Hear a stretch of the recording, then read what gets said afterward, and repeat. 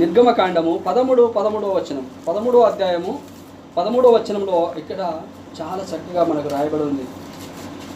నిర్గమకాండము 13వ అధ్యాయము 13వ వచనం. ప్రతి గాడిద తొలి పిల్లను విడిపించి దానికి మారుగా గొర్రె పిల్లను ప్రతిష్ఠింపవలెను. చాలు తర్వాత కింద మీరు తర్వాత మనకు సమయం లేదు కాబట్టి చూడండి. ప్రతి గాడిద తొలి పిల్లను వెల ఇచ్చి విడిపించి దాన్ని మారుగా గొర్రె పిల్లను ప్రతిష్ఠింపవలెను. చూడండి, ప్రతి గాడిద తొలి పిల్లను చూడండి, ప్రతి గాడిద తొలి పిల్లను వెల ఇచ్చి విడిపించి దానికి మారుగా గొర్రె పిల్లను ఇచ్చి ప్రతిష్ఠింపవలెను. అంటే ఇక్కడ మీకు అర్థమైతే చెప్తా. గాడిద బలికి పనికిరాదు. గాడిద అనేది అపవిత్రమైనది, దేవుని సన్నిధికి అర్హత లేదు. ఎప్పుడన్నా గాడిదని బలిచ్చినట్టు ఎక్కడైనా చరిత్ర చూసారు మీరు? ఎక్కడన్నా ఏదో దేవునికి కానీ ఎక్కడ మన హిందూ దేవుళ్ళు కానీ ఎక్కడైనా కానీ గాడిదలు ఎక్కడన్నా బలిచ్చిరని మీరు ఎప్పుడైనా విన్నారా? హల్లెలూయా. చరిత్రలో గాడిద అపవిత్రమైనది, గాడిద బలికి పనికిరాంది. గాడిద దేవుని యొక్క సన్నిధికి వచ్చే అర్హత లేదు. గాడిద చూడండి, అనిపించి గాడిద అపవిత్రమైనది. ఆ గాడిద యొక్క దోషం పోవాలంటే ఆ గాడిదకు బదులు గాడిద బలికి పనికిరాదు కాబట్టి గాడిదకు బదులు ఇప్పుడు ఏమి ఇవ్వాలి? గొర్రె పిల్లని ఇవ్వాలి. గాడిద బతకాలంటే గొర్రె పిల్ల బలి కావాలి. ఒకవేళ ఆ గొర్రె పిల్ల బలి కావద్దు, గాడిద బ్రతకాలంటే ఆ గాడిదను ఒకవేళ మనము చూడండి, ఇక్కడ గాడిద ఒకవేళ గొర్రెపిల్ల ఒకవేళ బలి కాకుంటే గాడిదను దాని యొక్క మెడను విలువవలెను. కింద అక్కడ ఉంటున్నాడు కదా, దాని మెడను విలువవలెను. చదవండి అక్కడ కింద చూడండి. అట్లు దానిని విడిపించని ఎడల దాని మెడను విరగదీయవలెను. చాలు చూడండి దేవుని బిడ్డలారా, ప్రతి గాడిద తొలి పిల్లను వెల ఇచ్చి అందుకు మనం ఇప్పుడు ముందు చదువుకున్నాం. వెలవెట్టి మనము విలువ పెట్టి మీరు కొనబడిన వారు. గాడిద రావాలి, గాడిద మెడను విరవాలి. గాడిదను బతికించినందుకు గొర్రె పిల్ల బలి అయిపోయింది. ఆ గొర్రె పిల్ల ఇవ్వలేదు, మనందరం తెలిసి చేస్తున్నారు. చూడండి, గాడిదను బతికించినందుకు గాడిద ఒక మెడను విరవకుండా దాన్ని కాపాడుతందుకు ఏం బలి అయింది? గొర్రె పిల్ల. దాని దోషం పోవాలంటే గొర్రెపిల్ల బలి కావాలి. లేకుంటే గాడిద మెడ ఈరోజు నీ మెడ మన మెడ పాపం చేసిన మనకు ఆ శిక్ష రావాల్సింది. మనకు వాస్తవంగా ఆలోచిద్దాం. కొద్దిసేపు మంచి మాటలు కొద్దిగా ఆలోచిస్తే చాలా మనకు లోతైన ఒక మంచి మనకు ఆలోచన వచ్చేస్తూ ఉంటుంది. నీవు నేను మనం చేసిన పాపానికి చనిపోవాల్సిన వారం. పాపం వల్ల వచ్చే జీతము మరణం. దేవుని బిడ్డలారా, పాపం వల్ల మరణం వచ్చింది. ఆ మరణం నుంచి తప్పించినందుకు యేసు ప్రభు వారు మనం మరణించాలి. ఆ పాపం వల్ల ఆ మరణాన్ని బతికించినందుకు యేసు ప్రభు మన స్థానంలో, యేసు ప్రభు గాడిద స్థానంలో గొర్రె పిల్ల బలైంది. ఒక గొర్రెపిల్ల ఏ నేరం చేయలేని గొర్రెపిల్ల గాడిద దోషానికి గొర్రెపిల్ల అక్కడ బలైపోయింది. అంటే ఇక్కడ సహాయ కనిపిస్తుంది మనకు. దేవుళ్ళారా, అంటే మనకు సహాయ అంటే ఆ రోజే యేసుక్రీస్తు ప్రభు వారు ఒక సహాయగా మనకి ఇక్కడ పాత నియమ బంధువులు మనకు కనిపిస్తుంది. ఆ గాడిద ఎవరు కాదు, మనమే. అందుగురించే యేసుక్రీస్తు ప్రభు వారు భూమి మీద వచ్చినప్పుడు కట్టబడిన గాడిదను ఇప్పి తీసుకురండి అని చెప్తారు. పాపం చేత కట్టబడిన రకరకాల కట్ల చేత కట్టబడిన మన జీవితాలని విడిపించేందుకు, మన పాపము నుంచి విడిపించడం, మన మరణం నుంచి విడిపించడానికి అక్కడ గొర్రె పిల్ల బలైపోయింది. లేకుంటే ఆ గాడిద మెడను విడిసి చంపేయాలి. ఇంకా మెడ ఇచ్చినాక ఇంకా బతుకుతుంది కదా. దాన్ని బతికించేందుకు, గాడిదను బతికించేందుకు ఇక్కడ గొర్రె పిల్ల బలైనట్టుగా యేసుక్రీస్తు ప్రభు నిన్ను నన్ను బ్రతికించినందుకు ఆయన బలి అయిపోయింది శరీరంలో. ఇది అర్థం తెలియక చాలామందికి యేసు ప్రభు 3 మేకులు రకరకాలుగా అంటూ ఉంటారు. అది వారికి అజ్ఞానంలో ఉన్నారు. ఇంకొకసారి కూడా మనకు ఈ మాట మనకు కనిపిస్తూ ఉంటుంది. అదే నిర్గమకాండములో 34:20 వచనం. మంచి రెఫరెన్స్, చాలా మీరు రాసుకొని, చాలా ఇంపార్టెంట్ అయినది. 34 గొర్రె పిల్లనిచ్చి గొర్రె పిల్లనిచ్చి గాడిద తొలి పిల్లను విడిపింపవలెను. దాన్ని విమోచింపని ఎడల దాని మెడను విరగదీయవలెను. చూడండి ఇక్కడ 2 సార్లు మనకు రెఫరెన్స్ కరెక్ట్గా కనిపిస్తుంది. గొర్రె పిల్లను ఇచ్చి గాడిదను తొలి పిల్లను విడిపింపవలెను. ఏమిచ్చి? గొర్రె పిల్లనిచ్చి గాడిద తొలి పిల్లను విడిపించాలి. గొర్రె పిల్లని బలి ఇయ్యాలి, గాడిదను విడిపించాలి.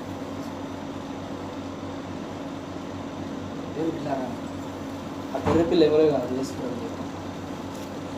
గాడిదలను మీరు ఒప్పుకుంటలేదు కానీ అర్థమైన ఇష్టానుసారంగా తిరిగిన ఈ లోకంలో మన ఇష్టానుసారంగా గాడిద అడ్డంగా ఇంకా దానికి ఇష్టం వచ్చినట్టు, అంటే ఇంకా దానికి ఓలు అద్దు లేకుండా ఇష్టానుసారంగా తిరుగుతుందండి.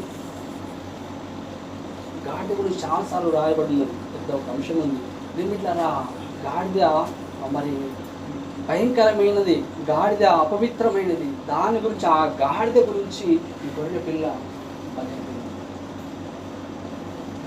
నీ గురించి, నా గురించి యేసుక్రీస్తు ప్రభువు శిలువలో బలి అయినందుకు, మనల్ని అందరినీ విడిపించేటందుకు, ఆ గాడిదను విడిపించేటందుకు ఎలాగనో గొర్రె పిల్ల అక్కడ బలి అవుతుందో, నన్ను విడిపించేటందుకు యేసుక్రీస్తు ప్రభు వారు శిలువలో బలి అయిండు. యేసుక్రీస్తు ప్రభు వారు ఒకవేళ శిలువలో బలి అయిపోతే మనకు ఆ మరణానికి విజయము లేదు, మన పాపానికి ప్రాయశ్చిత్తము లేదు, మోక్షానికి.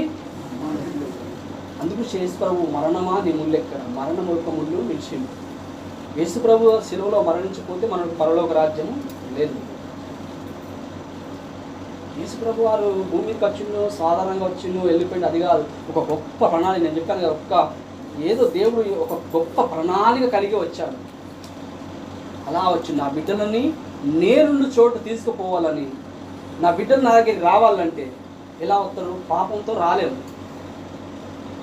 పాపంతో పరలోకానికి చేరలేము. పాపం చేయి ప్రతివాడు పాపానికి దాసుడు, పాపం చేయి ప్రతివాడు మరణానికి పాత్రుడు, పాపం చేయవాడు అపవాది సంబంధి.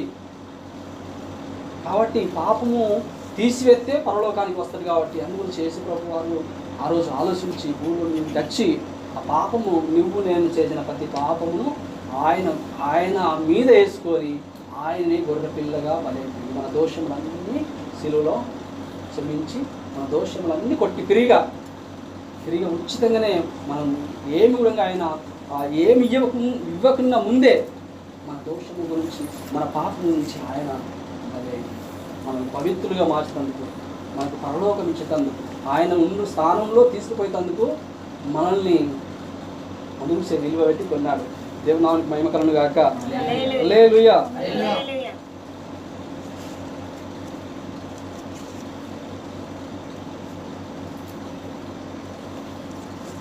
మొదటి కొరింథీ 15వ అధ్యాయము 3వ వచనము లేఖం చదవండి. తీయండి 15, మొదటి కొరింథీ 15 3వ వచనం. నాకు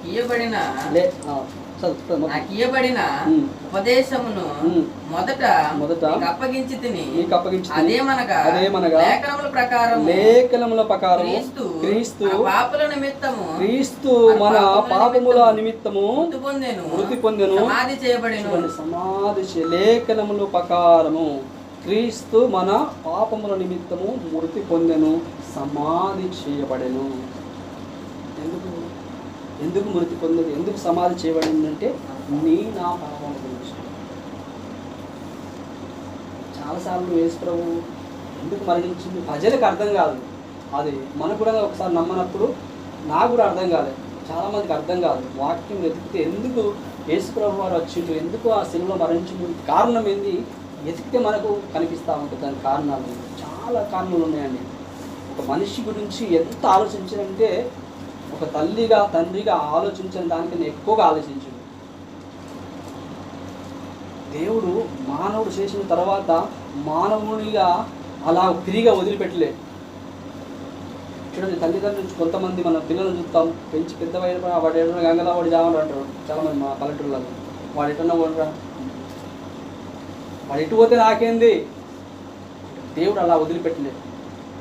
అయ్యో నా బిడ్డలు, ఆ చేతితో నిర్మించిన నా బిడ్డలు చెడిపోతున్నారని దేవుడు చూసి తట్టుకోలేకపోయింది. వీరిని ఎలాగ మళ్ళీ నేను నా దగ్గరికి చేర్చుకోవాలి, ఎలాగ నా దగ్గరికి మళ్ళీ నేను తీసుకురావాలి అని దేవుడు ఎన్నో రోజులండి ఆలోచించి ఒక నిర్ణయానికి వచ్చింది.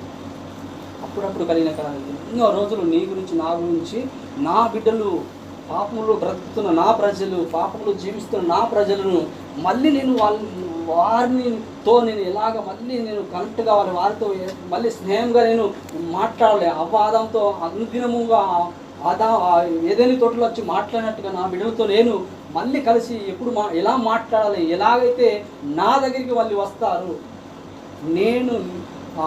నేను అందరం కలిసి సంతోషంగా ఎప్పుడు ఉంటామని ఒక గొప్ప ప్రణాళిక కలిగి దేవుడు ఒక ప్రణాళిక ప్రకారంగా ఒక ఆలోచన కలిగి ఒక ప్రణాళిక ప్రకారంగా యేసు ప్రభు ఈ లోకానికి రావడం, మన అందరి పాపాల గురించి మరణించడం, తిరిగి లేవడం, పరలోకానికి వెళ్ళిపోవడం, మళ్ళీ తిరిగి రావడం, మనం తీసుకుపోవడం. గట్టి చప్పటి కూడా మళ్ళీ పరలోకం వెళ్ళిన తర్వాత మనం అందరం కలిసి ఇలాగా చప్పటి కూడా దేవుని స్తుతి స్తోత్రాలు చేస్తుంది కదా, నన్ను మహిమపరుస్తుంది. హల్లెలూయా. ఆ పరలోకంలో అందరం కలిసి హల్లెలూయా స్తుతి మహిమను పాడుతుంది. అందు గురించి ఇక్కడ సిద్ధపడడం అర్థమైందా? యుగాలు మనము మనిషి చనిపోతాడండి, ఆత్మ చావదట, ఆత్మకు సావలేదు. ఆత్మలో పరలోకంలో యుగంలో దేవునితో కలిసి దేవునితో నడిచే అనుభవం అవి. భూమి మీద కొంతమంది భక్తులు మా శరీరంతో పోయిన వారు ఉన్నారు. ఏలియా అగ్నిరథంతో తొలిపోబడ్డాడు, మరణించుకున్న మరణం లేకుంటుంది. పరలోకంలో ఉన్నారు అబ్రాహాము, ఇస్సాకు, యాకోబు కనిపిస్తూ ఉంటుంది. దీంట్లో అలాంటి గొప్ప ప్రణాళిక కలిగి ఉన్నాడు. కాబట్టి మనం ఎప్పుడైనా కానీ మనల్ని తక్కువగా, నేను తక్కువవాడు నేనేం చేయగలుగుతాను, కానీ నువ్వు ఏదైనా నువ్వు చేయగలుగుతావు. నిలబడితే ఏది విధంగా నీకు అసాధ్యమైనది ఏది కూడా లేదు. నేను పిల్లలు హల్లెలూయా. ఎప్పుడు కూడా మనం భయపడదు. ఒక వచనం చూస్తాం, గలతీ రాసిన పత్రిక 1:4. మన తండ్రి గలతీ మన తండ్రి అయిన దేవుని చిత్త ప్రకారము క్రీస్తు మనలను ప్రస్తుతపు దుష్టకాలములలో నుండి విమోచింపవలెనని మన పాపముల నిమిత్తము తాను అప్పగించుకొనెను. మన పాపముల నిమిత్తం తనను తానే అప్పగించుకొనెను. 1 యోహాను 2:2 వచనం. 1 యోహాను 2వ అధ్యాయము 2వ వచనం. ఆయన మన పాపములకు శాంతికర్తై ఉన్నాడు. మన పాపములకు మాత్రమే కాదు సర్వలోకమునకు శాంతికర్తై ఉన్నాడు. గట్టిగా చప్పటి కొడదాం. హల్లెలూయా. మన పాపముల కొరకు కాదండి, సర్వ మానవాళి పాపముల కొరకు యేసు ప్రభు మరణించాడు, తిరిగి లేచాడు. శాంతికర్తై ఉన్నాడు. సర్వ లోకానికి, మనకే కాదు, సర్వ ఈ యొక్క లోకం అంతటికి శాంతికర్త, సమాధానకర్త, నిత్యుడగు తండ్రి. హల్లెలూయా. ఏంటారా గొప్ప దేవుడు, ఎంత గొప్ప ప్రణాళిక కలిగి ఉన్నాడు. అది 1 యోహానులో 4:10 వచనం. టకటగా ముగిస్తా, సమయం మనకు అయిపోయింది కాబట్టి. మనము దేవుని ప్రేమించుతామని కాదు, తానే మనల్ని ప్రేమించి మన పాపములకు ప్రాయశ్చిత్తమై ఉండుటకు తన కుమారుని పంపెను. ఇందులో ప్రేమ ఉంది, హల్లెలూయా. దేవుని బిడ్డలారా, నన్ను ఎంత ప్రేమించిందంటే లెక్కలేనంత ప్రేమించింది. అంతులేని ప్రేమ. దేవుని యొక్క ప్రేమ అంతులేనిది. మనుషుడు మనల్ని నువ్వేదనిస్తే నేను నీకేమని ఇస్తాను. దేవునికి నువ్వు ఏమి ఇవ్వకపోయినా నీ దగ్గర ఇవ్వతందుకు దేవునికి ఏది లేదు. అందుగురించి ఒక భక్తుడు అంటాడు, మీకా భక్తుడు, మలాకిలో 3వ అధ్యాయంలో 2వ వచనము మనకు అక్కడ ఒక వచనం ఉంటుంది.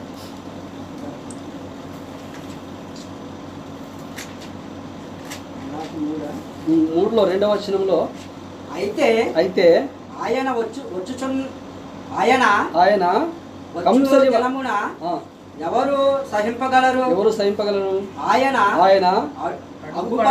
అగ్గుపడగా ఎవరు వరవగలరు ఆయన కంసాలి అగ్ని వంటి వాడు